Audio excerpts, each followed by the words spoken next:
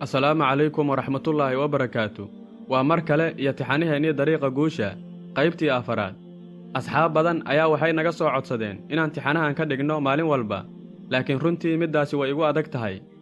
Waayo waxaan ahay qof ku mashquulsan waxbarasho jaamacadeed, runtiina fiidiyow markii aad samaynaysid ma ahan wax waqti yar oo kooban qaadanaya, ee wuxuu u baahan yahay waqti dheer iyo hagaajin fara badan. Iyadoo ay sidaas tahay ayaan haddana dadaalnaa oo usbuucii 2 fiidiyow soo gelinaa. insha Allah hadda ka bacdi la socda maalin walba oo Talaado iyo Arbaco ah ayaan soo gelin doonaa tixanaha dariiqa guusha. Haddii ay noo suurta gashana marmar ayaan 3 fiidiyow soo gelin doonaa asbuucii. Fiidiyowga saddexaad wuxuu noqon doonaa arrimo kale oo idin muhiima. Fadlan walaal adiguna waajibkaaga gudo oo channelka sii faafi, ugu yaraan hal group ku share garay.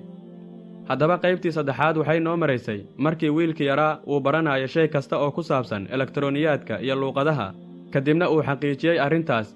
Intaas kadib wiilkii yaraa wuxuu bilaabay inuu barto awoodda xakamaynta nafta si uu ula dhaqmo caqabad walba oo soo food saarta, una noqdo shakhsi halyey ah.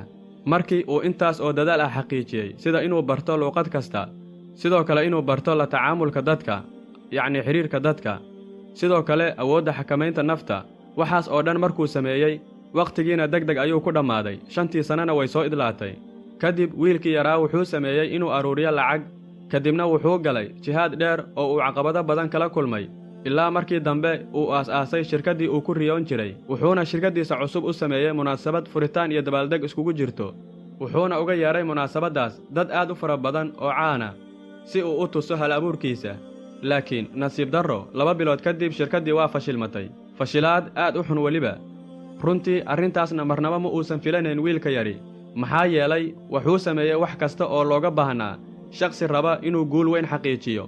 Dhammaan sababihii oo dhan wuu la yimid, qorshana si fiican ayuu u dejiyey, oo waxay ahayd istiraatiijiyad uu isdhahayay marnaba kuma fashilmaysid. Laakiin ugu dambayn wuu ku fashilmay. Samir badan ayuu muujiyey muddadii uu hawsha ku jiray. Haddaba su'aasha ayaa waxay tahay, maxaa meesha keenay fashilkan aadka u xun maadaama uu wax kasta sameeyey wiilka yari? Fashilkaas kadib wiilkii yaraa wuxuu si degdeg ah u raacay diyaarad, uguna laabtay ninkii xaakiimka ahaa si uu uga sheekeeyo siday wax ku dhaceen. Waxaase ku dhacday arrintii markii hore ku dhacday oo kale, oo mar walba oo uu tago buurta korkeeda wuu waayaa. Ugu yaraan 4 mar ayuu ku noqnoqday. Markii 5aad ayuu la kulmay xaakiimkii. Xigmad badanihii ayaa wiilkii yaraa su'aal ku bilaabay, wuxuuna yidhi, wiilyow maxaa ku helay, ii warran. Wiilkii yaraa ayaa ku jawaabay, wixii aad ii sheegtay ima anficin. Xaakiimkii ayaa wiilkii yaraa ku yidhi, maxaad samaysay oo kugu sababay inaad guuldarraysato? Wiilkii yaraa ayaa ku jawaabay, waxaan markii hore sameeyey inaan xadido himiladayda, kadibna waxaan xaqiijiyey qorshihii aan ku gaari lahaa himiladayda. Waanan fuliyey, wax kastana waan sameeyey, waanan ku celceliyey, wax kastana waan isku xilqaamay fulinteeda. Waxaana xaqiijiyey hadafyadii aan dejiyey oo dhan. Shirkaddiina waan furay, oo waxaan u sameeyey xaflad furitaan oo aad u weyn. Sidoo kale waxaan u sameeyey ayuu yidhi wiilkii yaraa barnaamij marketing ah shirkaddayda oo aad u fiican. Waxaana lacag badan ku bixiyey xayeysiiska shirkaddayda. Sidoo kale waxaan magacaabay shaqaale ka shaqeeya xiriirka bulshada iyo sida loola dhaqmo macaamiisha. Wax kastoo suuragal ahna waan sameeyey si aan u guulaysto. Haddana ayadoo ay sidaas tahay ma guulaysan oo waxaan noqday mid guul darraystay. Haddaba maxay tahay sababtu? Ayuu weydiiyey wiilkii yaraa xaakiimkii. Xaakiimkii ayaa ku jawaabay, haddaba wiilyahow idhagayso. Wax walba waad la timid ilaa aad gaartay heer lagugu fidneeyey asbaabtaada, oo talada umaada dhiiban kii sababta lahaa oo ah Alla subxaana wa tacaala. Sidaasna waad ku halaagsantay. Wiilkii yaraa ayaa fiiriyey xaakiimkii oo ku yidhi, maxaa kugu dhacay? Hadalkan horay igumaada sheegine. Xaakiimkii ayaa ku jawaabay, markii hore ee aad halkan iigu timid waxaad igu tidhi kelmad aad ii cajabgelisay. Kelmaddaas oo ahayd markii aad dhahaysay, Ilaahay ducada wuu aqbalaa. Adiguna Ilaahay ayaad bariday, Ilaahayna ducada wuu aqbalaa. Si aad aniga iila kulantana wax walba waad u samaysay.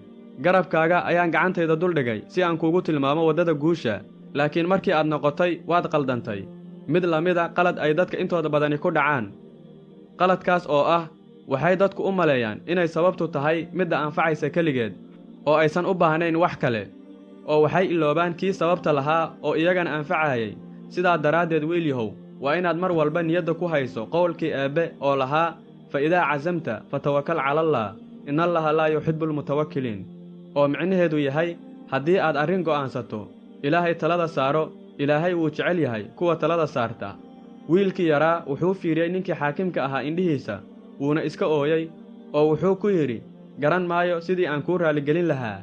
xigmad badanihii ayaa ku yidhi wiilkii yaraa waxba ha i raalligelinin, ilaahay wuu noo dhow yahay wuuna ina maqlayaa. ilaahay wuxuu kaa doonayaa inaad isaga u laabato oo aad talada saarato isaga, mar walbana xasuusto qowlkii eebbe oo lahaa ruuxa ilaahay ka cabsada samirna muujiya, ilaahay ma lumiyo ajirka dadka wanaagga sameeya. wiilkii yaraa ayaa yidhi anigu aad baan uga xumahay arrintaas, waxaana noqday mid khaldamay. xaakimkii ayaa ku yidhi wiilkii yaraa maya, sidaas maahan, adiguna maadan fashilmin, laakiin waxaa kaa dhinnaa un keliya shay aad u muhiima, kaas oo ah hal abuurka guusha amase hal abuurka sarraynta.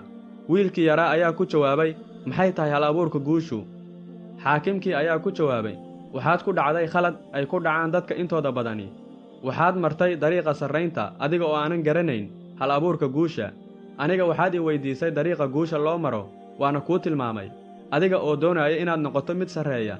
waxaana ku weyddiiyey maxaad doonaysaa?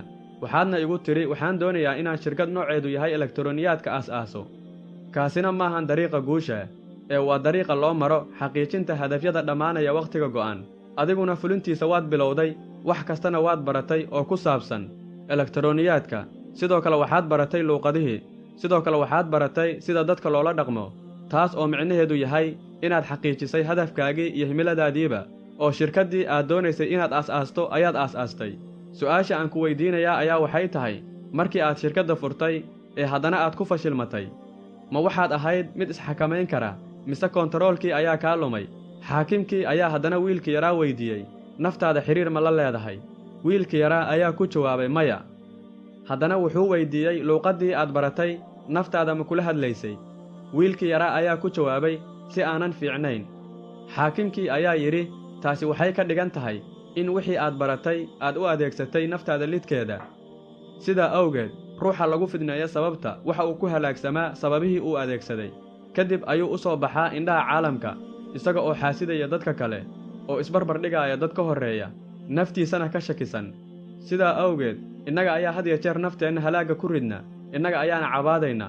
waxaana arkaysaa ayuu yidhi xaakimkii iyaga oo sababta iyo dadaalka la imaanaya, waxayna iloobaan oo meeshaba ka saaraan kii sababta keenay oo ah alla subxaana wa tacaala. halkaas ayaan ku joojinaynaa maanta qaybteennii afaraad ee tixanaheenni dariiqa guusha. waxaan sugnaaba waa qaybta shanaad. waa walaalkiin Saki Cabdi Yaasiin.